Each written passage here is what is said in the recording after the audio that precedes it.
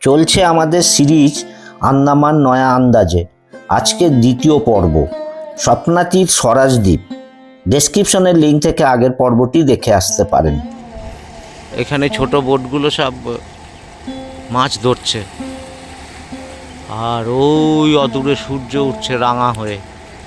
এই মুহূর্তে আমরা রয়েছি হ্যাডো জেটির উল্টো দিকে।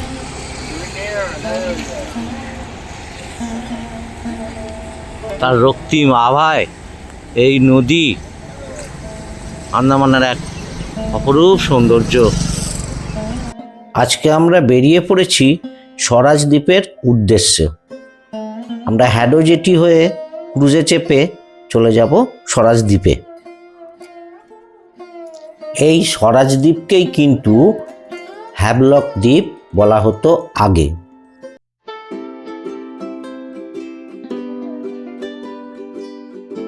আমরা ক্রুজে উঠে গেছি। এই ক্রুজটির নাম হচ্ছে নটিকা। লোকজন মোটামুটি আসতে শুরু করে দিয়েছে। দাঁড়ান, জানলা থেকে বাইরের দিকটা আপনাদের দেখাই। মুম্বাই থেকে স্বরাজ দ্বীপগামী একটা শিপ দাঁড়িয়ে আছে বাইরে। আমাদের ক্রুজ ছেড়ে দিয়েছে হ্যাডো জেটি থেকে। আমরা এবার এগিয়ে চলেছি। সাধারণত এখান থেকে স্বরাজ দ্বীপে পৌঁছাতে সময় লাগে 1.5 থেকে 2 ঘন্টা। এমন নীল জলরাশির মধ্যে দিয়ে আমরা এগিয়ে চলেছি সমুদ্রের বুক চিরে। ক্রুজে বসে আমরা কফিতে চুমুক দিচ্ছি, আর সামনে শুরু হয়ে গেছে নাচানাচি।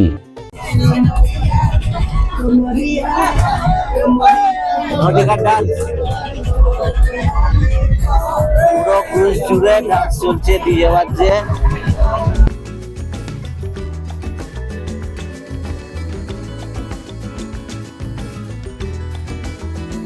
এবার কিন্তু আমরা বেশ কাছাকাছি এসে গেছি। ছোট ছোট মাছ ধরার নৌকাগুলো নিয়মিত যাতায়াত করছে। এই জলপথটি মূলত পোর্ট ব্লেয়ারের লাইফ লাইন। ও হ্যাঁ, ভালো কথা, হ্যাডো জেটিতে প্রবেশের জন্যে পরিচয়পত্র অর্থাৎ আইডি প্রুফ এবং টিকিটের হার্ড কপি রাখা বাধ্যতামূলক। আপনাদের সঙ্গে গল্প করতে করতে পৌঁছে গেলাম স্বরাজ দ্বীপ। প্রচুর মানুষের সমাগম। এবার টুকটুক করে জেটিতে নামব।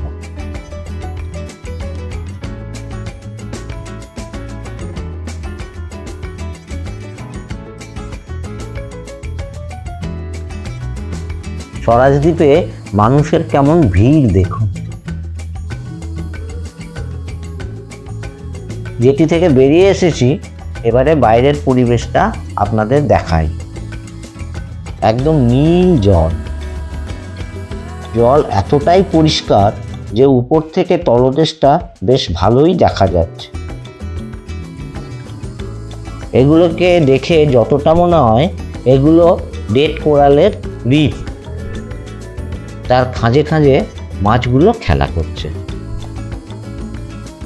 এই জেটির চত্বরটা এবারে আপনাদেরকে দেখিয়ে নিই।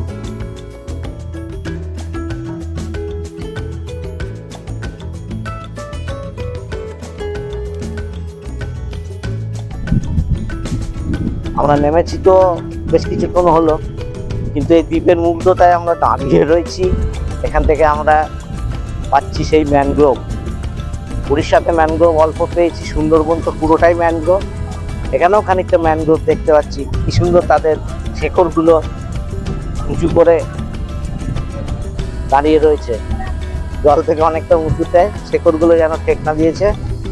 আর তারপর আমরা বাঁদিকে দিচ্ছি সমুদ্র, মাছুয়ারাদের নৌকা,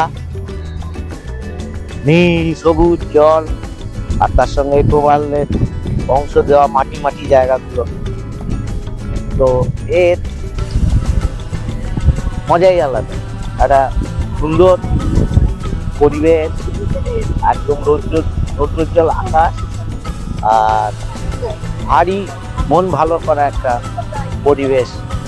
পুরো মনের সমস্ত মলিনতাকে দূর করে দিয়ে একটা সুন্দর জায়গা আমরা এসে পৌঁছেছি। আমরা উপভোগ করছি। এখানে প্রচুর গাড়ি আছে, গাড়ি নিয়ে চিন্তা করার কিচ্ছু নেই। তবে আমরা ভারত সেবাশ্রম সংঘ থেকেই গাড়ি ঠিক করে নিয়েছিলাম। এবার হোটেলে গিয়ে ফ্রেশ হয়ে নেব। আমরা চলে এসেছি আমাদের হোটেল ওরিয়েন্ট। যাই হোক, বিচ নম্বর 5 রিসেপশনের দিকে এগোচ্ছি।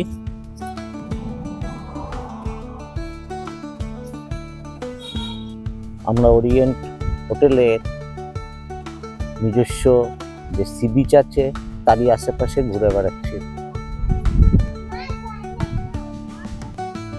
পরিবেশ তো অতি সুন্দর, ওই দূরে সমুদ্র, নীল জল।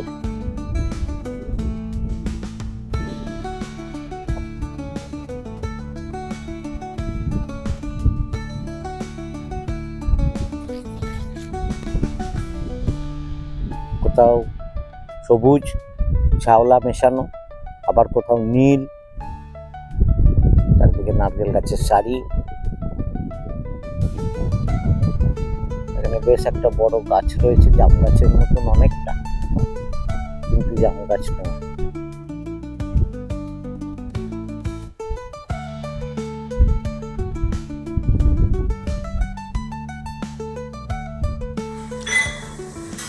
হ্যাভলকে বেঙ্গলি হোটেলে এসে গেছি, যেখানে 300 টাকা থালিতে গরম গরম সবজি আছে 2 রকম, ডাল আছে, আর আছে চিকেন 2 পিস করে, ভাত আছে, পাঁপড়, পেঁয়াজ দিয়েছে, কাঁচা লঙ্কা আছে। আমরা অনেক কষ্ট করে রাধানগর বিচে চলে এসেছি হ্যাভলকের। আচ্ছা, একটা কাণ্ড ঘটে গেছে। আমরা ভুল করে গাড়ি থেকে নেমে পড়েছিলাম, তারপরে বেশ খানিকটা হেঁটে হেঁটে তারপর প্রায়শ্চিত্ত করলাম। যাই হোক, রোদ্দুর প্রচণ্ড, বিশাল বিশাল গাছ এখানে। একটা গাছের গুঁড়ি কি, আর এই একটা গাছ কেমন ইন্ডিয়ান হোস্ট্রির মতন লাগছে দেখতে।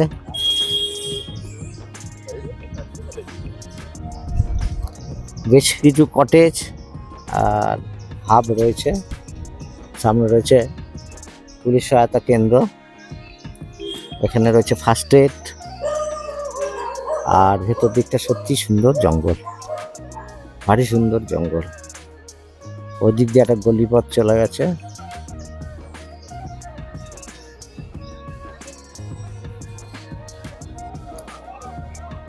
আমরা রাধানগর বিচে, হ্যাভলকের রাধানগর বিচে, অসাধারণ বিচ,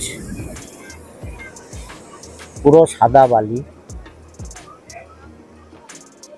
অদূরে পাহাড়, মানে পেছন দিকটা পুরো পাহাড়ে ঘেরা এই রাধানগর বিচ। প্রচুর গাছপালা, খুব সবুজ, আর ওপরে কিছু গাছ রয়েছে যেগুলোর পাতাগুলো লাল, হলদে এই সমস্তভাবে হয়ে রয়েছে। আর বেশ কিছু ওই পেয়া গাছের মতন গাছ এখানে রয়েছে, এই চূড়া। এখানে গার্ডেরা পাহারা দিচ্ছে, তাদের মাইকিংয়ের ব্যবস্থা, ডেঞ্জার পিরিয়ডে এগুলোকে দেখা হয়। কি বড় বড় সুউচ্চ গাছ, প্রচণ্ড রোদ্দুর, গরম লাগছে বেশ। আর ওইদিকে চলে যাচ্ছে আদিগন্ত বিস্তৃত এই রাধানগর বিচে জঙ্গল ঘেরা সমুদ্র, মানে একেবারে ইকো ট্যুরিজমের জায়গা বলা যেতে পারে।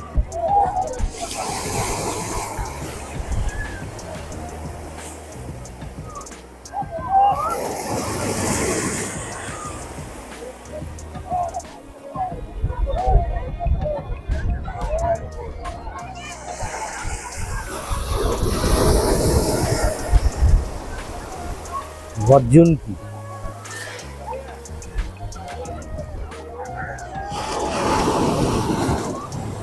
আদিগন্ত জলরাশ।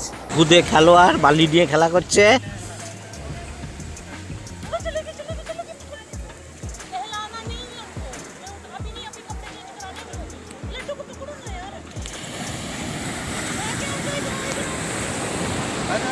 এই হচ্ছে আন্দামানের সুপারি। আন্দামান তো বিখ্যাত এর বড় বড় নারকেল, যেটাকে কিং কোকোনাট বলা হয়, সেই কিং কোকোনাটের জন্য বিখ্যাত।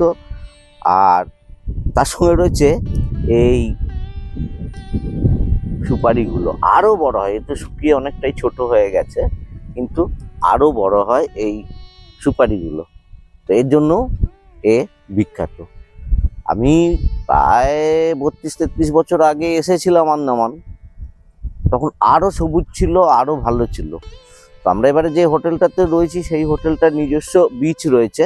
সমস্ত হোটেলে থাকে না, তো এদের নিজস্ব বিচ থাকার ফলে অনেকটাই ভালো লাগে, বা হোটেলটাও বেশ ভালো সুন্দর। আমরা জেটি থেকে, অর্থাৎ হাটবের যে জেটি আছে, হাটবের জেটি থেকে আমরা কালকে ঘুরলাম রাধানগর বিচ। ওখান থেকে যাওয়া যায় কালাপাত্তর বিচ।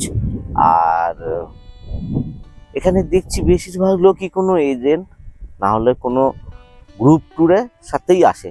গ্রুপ ট্যুরের সাথে আসা ভালোই, কিন্তু ওই যারা বাজেটে আছেন তাদেরকে বলবো যে আপনারা নিজেরাও চলে আসতে পারেন, কিচ্ছু না। ফ্লাইটের টিকিট তো সবাই কাটতে পারেন। আর যে আমাদের আন্দামান ট্যুরিজমের পোর্টাল হচ্ছে, সেই পোর্টাল থেকে বিভিন্ন অ্যাক্টিভিটিস বা বিভিন্ন যে বেড়ানো, ক্রুজ, বিশেষ করে হোটেলগুলো খুব সস্তায় সস্তায় এখানে হোটেলগুলোতে পাওয়া যেতে পারে।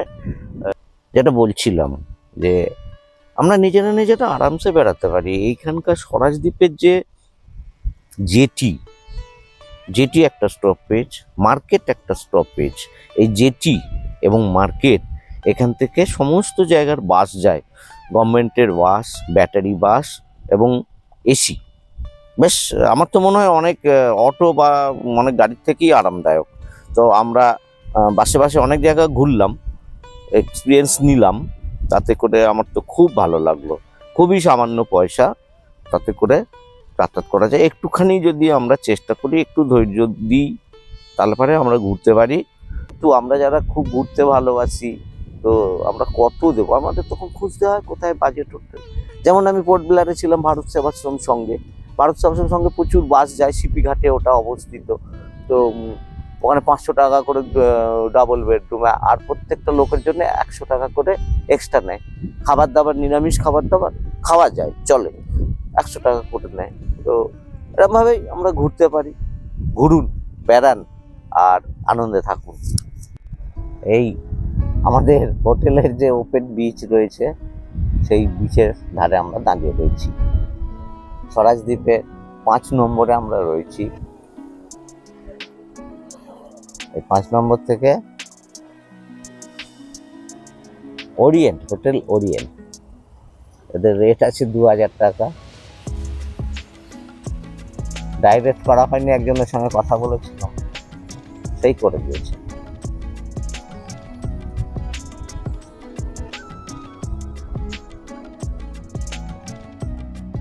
নারকেল গাছের সারি, প্রচুর আম হয়ে আছে এখন ভেতরে ভেতরে যে গাছগুলো আছে সেইখানে।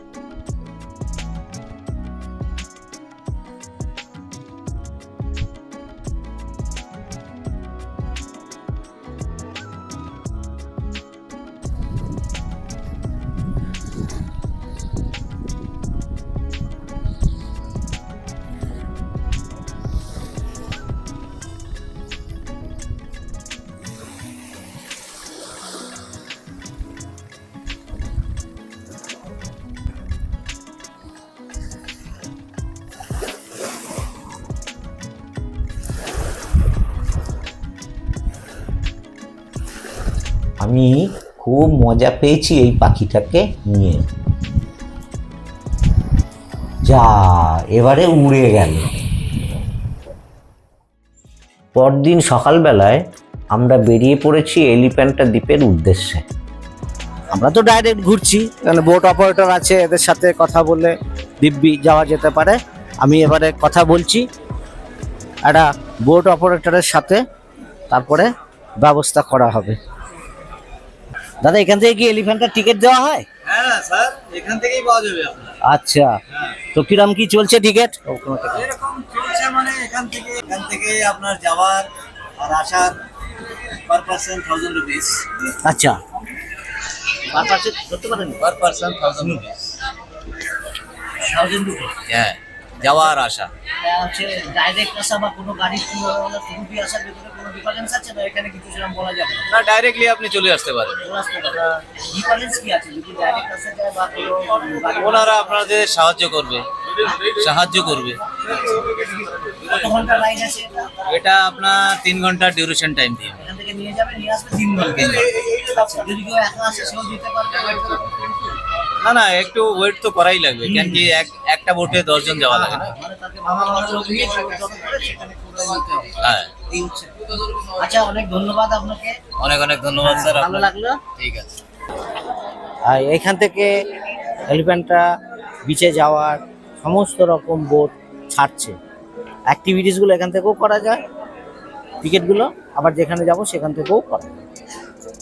মোটামুটি 60 বছরের পরে আর স্কুবা নরকেলিং এগুলো হয় না, লাইট কিছু থাকে সেইগুলোকে করা যেতে পারে।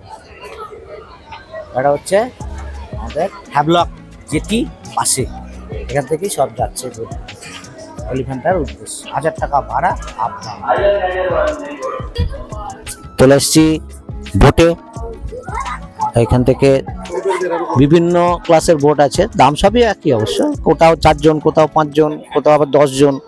তো এখানে এসে প্রথমে টিকিট কাটতে হবে, নাম এন্ট্রি করতে হবে। বিশেষ করে যারা খুচরো আছে, মানে 2 জন 3 জন 1 জন এরকম, তাদেরকে একটু ওয়েট করতে হয় লোকজন আসার জন্য। তো বেশিক্ষণ না, লোকজন আসতেই থাকে। এবার একটা গ্রুপ করে ওদেরকে দিয়ে দেওয়া হয়।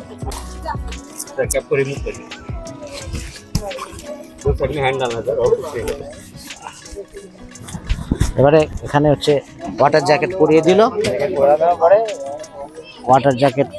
Water jacket must.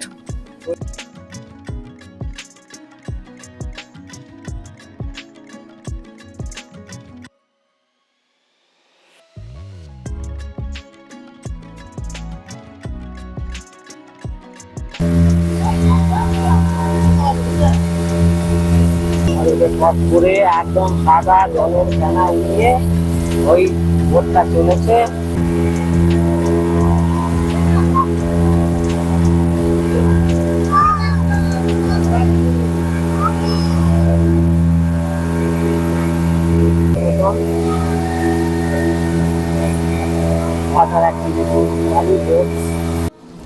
আমরা পৌঁছে গেলাম আমাদের গন্তব্যস্থল এলিফ্যান্টা বিচ।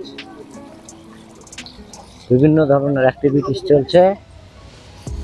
এই হচ্ছে সেই প্লাস্টিকের ব্রিজ, মুরুদেশ্বর সব জায়গায় আমরা দেখেছিলাম। এটা দিব্যি ভাসমান ব্রিজ, খুব মজার জিনিস। এটা উঠছে নামছে, সেই সঙ্গে বিভিন্ন অ্যাক্টিভিটিসের সব জায়গা।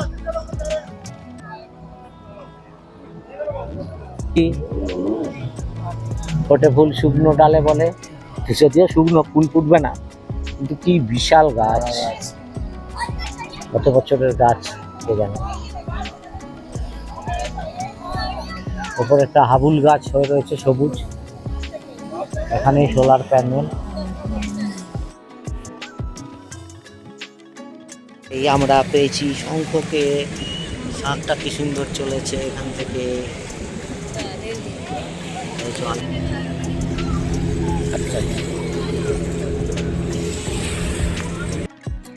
আপাতভাবে দেখলে বলা যায় এলিফ্যান্টা বিচ কিন্তু সম্পূর্ণরূপে অ্যাক্টিভিটিস বা অ্যাডভেঞ্চারের জায়গা, মানে সোজা বাংলায় খরচা করার জায়গা।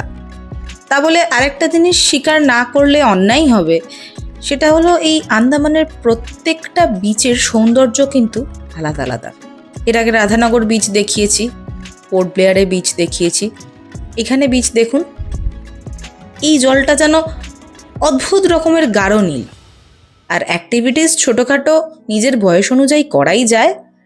আমরা যদিও এখানে কিছু করিনি, সেক্ষেত্রে আমি সাজেস্ট করব এলিফ্যান্টা দ্বীপে না করে নীল আইল্যান্ডে করতে। যাই হোক, আগামী দিন নীল আইল্যান্ড আসবে। আর ততক্ষণ আপনারা ঝটপট লাইক করে সাবস্ক্রাইব করে দিন। দেখতে থাকুন চারু কম্পাস।